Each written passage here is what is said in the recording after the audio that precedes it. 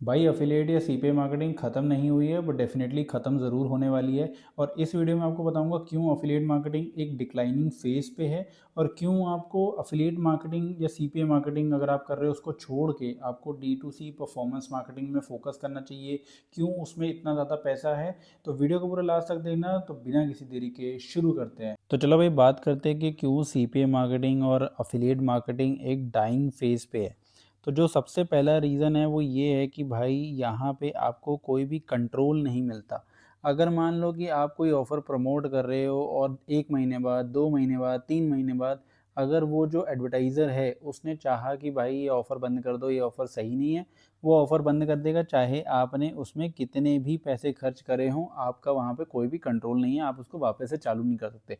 अब आपको दूसरा ऑफ़र ढूँढना है और दूसरे ऑफ़र को प्रमोट करना स्टार्ट करना है, ठीक है? तो ये भाई सबसे पहला रीज़न है।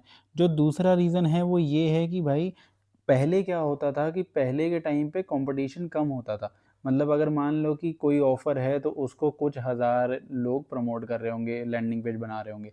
अभी के टाइम पे भाई उस फ़ील्ड में इतना ज़्यादा कंपटीशन हो गया है कि लाखों लोग उसी सेम ऑफ़र को देख रहे हैं, वही सेम चीज़ें लैंडिंग पेजेस पे बना रहे हैं और प्रमोट कर रहे हैं। तो उससे क्या हो गया है कि जो कंपटीशन है ना, वो बहुत ज़्यादा इंक्रीज़ हो गया, जिसकी वजह से वहाँ पे जो मार्जिन्स है वो कम हो गए और पैसा बनाना मुश्किल हो गया, ठीक है।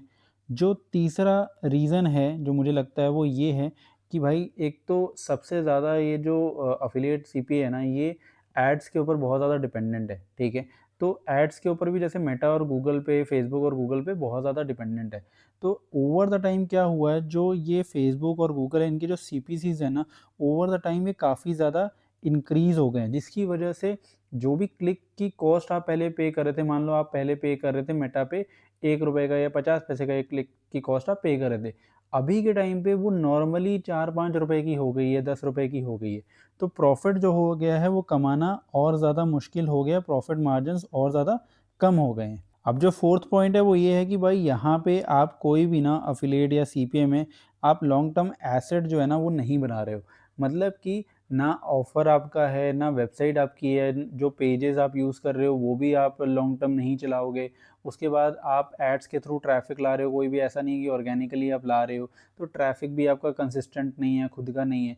तो लॉन्ग टर्म में आप इससे ज़्यादा प्रॉफ़िट नहीं बना पाओगे, ये फ़ॉर श्योर है, ठीक है। पहले पॉसिबल होती थी चीज़ें लेकिन अब बहुत ज़्यादा मुश्किल हो गई है। अब भाई बात करते हैं कि क्यों आपको जो D2C है ना, इसकी तरफ जाना चाहिए।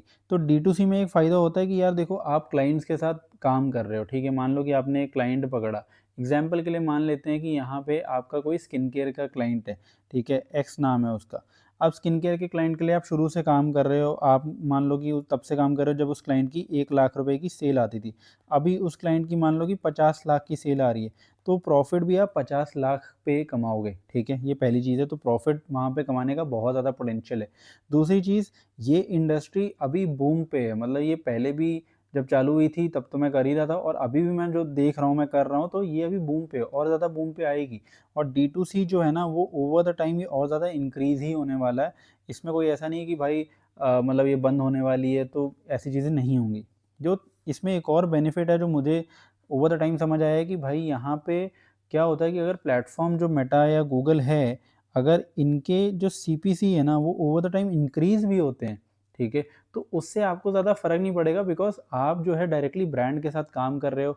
आप क्या कर सकते हो, वहाँ पे जो एओवी होता है ब्रांड का, एवरेज ऑर्डर वैल्यू, आप उस पे काम करवा सकते हो, उसको इंक्रीज़ करवा सकते हो, नए प्रोडक्ट्स करवा सकते हो, बंडल्स को प्रमोट कर सकते हो, जिसके थ्रू आप जो सीपीसी है उसको काउंटर कर सकते हो, ठीक है? तो यहाँ पे ये चीज़ का बहुत बड़ा फ़ायदा होता है।